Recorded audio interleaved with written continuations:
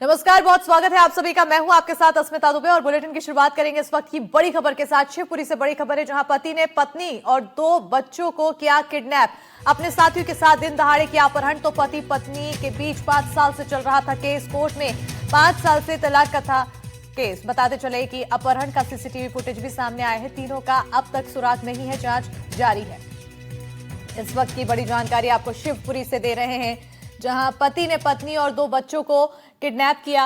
अपने साथियों के साथ दिन दहाड़े अपहरण की वारदात को अंजाम दिया। इसका सीसीटीवी भी सामने आया, आपको दिखा रहे हैं तस्वीरें। दिन दहाड़े किस तरह से अपने साथियों के साथ अपनी ही पत्नी और अपने ही बच्चों को, दोनों बच्चों को ये व्यक्ति किडनैप करता है। पति पत्नी के बीच में पिछले 5 साल से केस चल रहा था। तो कोर्ट में 5 साल से तलाक का केस चल रहा था।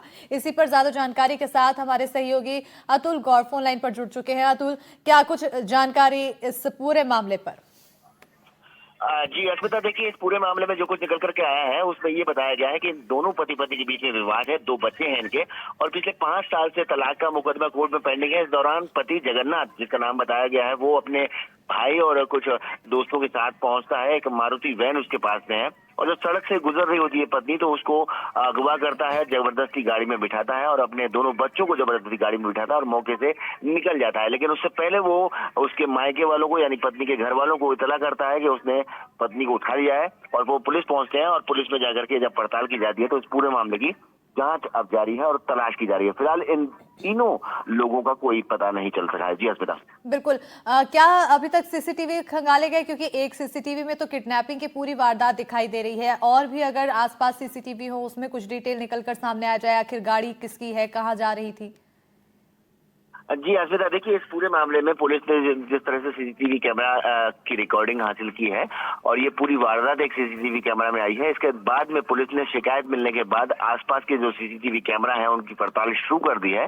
और चूंकि मामला एक पति पत्नी के बीच का बताया जा रहा है, इसलिए पुलिस थोड़ी गंभीर नहीं है इस समय। लेकिन फिर भी पुलिस का ये कहना है कि हम जल्द ही उन सभी को गिरफ्तार करके कानूनी कार्रवाई करेंगे। बिल्कुल गंभीरता अतुल, क्योंकि ये इससे भी समझा जा सकता है कि अगर इतना गंभीर मामला नहीं होता तो किडनैपिंग की जरूरत नहीं पड़ती, 2 साथियों की जरूरत नहीं पड़ती, चेहरे पर नकाब की जरूरत नहीं पड़ती।